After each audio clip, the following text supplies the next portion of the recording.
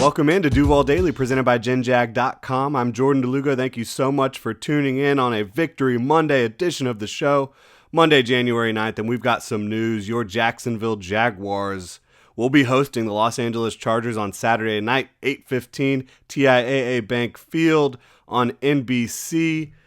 It'll be the Jaguars' first home playoff game that's a primetime game in franchise history. It's going to be a big one. And the Jaguars have an extra day to prepare, right? Chargers, they took on the Broncos yesterday. Jaguars, they took down the Titans on Saturday night.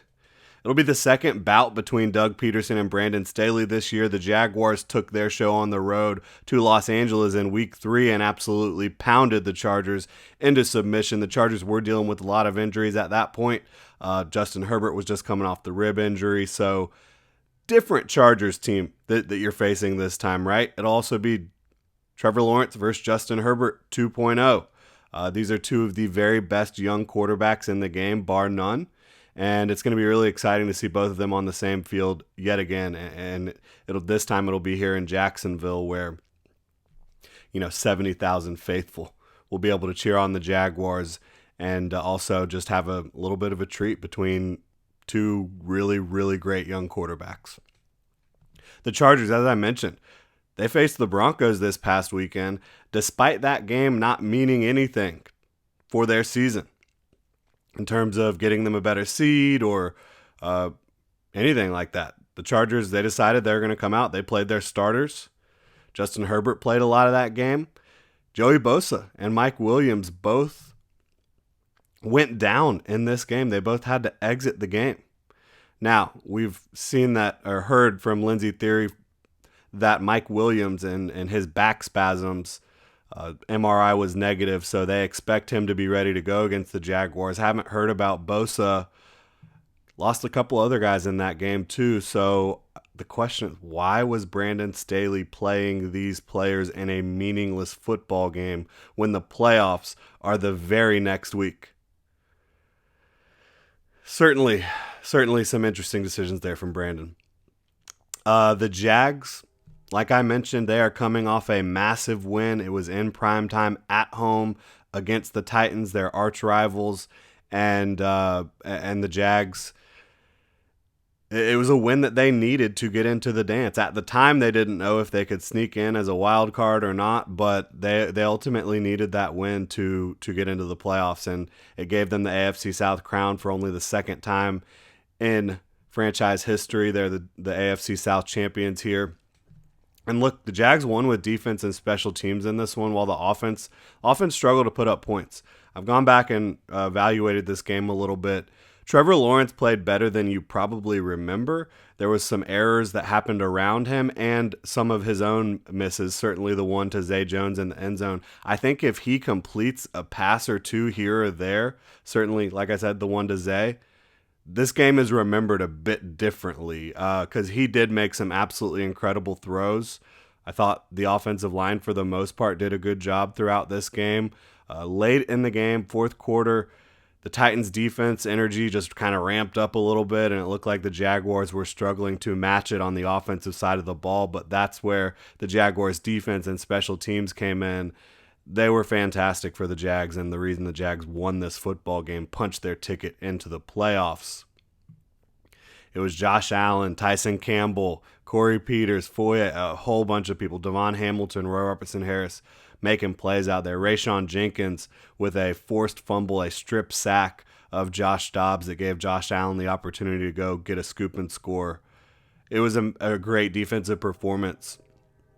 And for the Jaguars, defensive-wise, their last three contests, they haven't been allowing anything.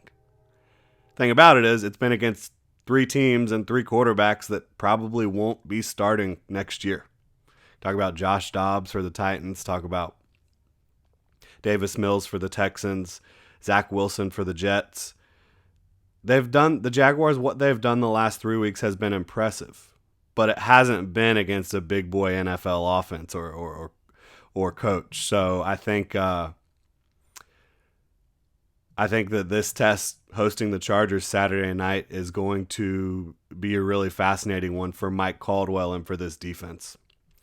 I think you're probably going to see a little bit more points than you've seen in Jaguars contests over the last 3 weeks. But temps are projected in the low 30s for this one, so stay warm out there, Duval. I'd also advise locking up that parking spot sooner rather than later. I know we've heard some issues with people trying to get down there and park day of. But overall, to round this out here, what an unbelievable start to the Doug Peterson era in Duval. 2 straight seasons prior to him getting here, worst record in the game. Now they are hosting a playoff game in year 1 of Doug Peterson as head coach in Jacksonville. Unbelievable. Unbelievable stuff. Been a fantastic year 1 for Doug Peterson. There's been ups, there's been downs. You've had the defense performing at a high level at times, the offense performing at a high level at times, kind of taking turns, but you have a team that is fully bought in. They have been fully bought in. They were fully bought in despite having a 5-game losing streak there earlier in the season, and now they're going into the playoffs on a 5-game winning streak, taking on a team that couldn't take down the Broncos yesterday despite not resting their starters. I mean, this is set up to be really interesting for the Jaguars here in the wild card round. Again, they are hosting the Los Angeles Chargers on Saturday night, 8:15. Obviously, hope you're there at the bank, but if not, you can watch it on NBC. I can't wait for it. But I'm not going to lie. I'm still a little bit gassed, a little bit tired from Saturday night and everything that's ensued. So I will dive deeper into the win over the Titans and take a look ahead at the Chargers throughout the rest of this week. It's going to be a fun week. We'll have plenty of content for you here on Gen Jag, Duval Daily. But I'm going to get some rest for the rest of today. Pack the bank this Saturday, Duval. Lock it down. Enjoy it. These times are not guaranteed, as Jaguars fans know, so enjoy every second of it, y'all. And thank you so much for supporting this channel, for supporting Gen Jag as a whole. You can check out genjag.com right now. The shop, we've got several of our hottest items available for pre-order right now. Those pre-orders are getting fulfilled pretty quickly. Should be about a week to a week and a half before we get those pre-orders out.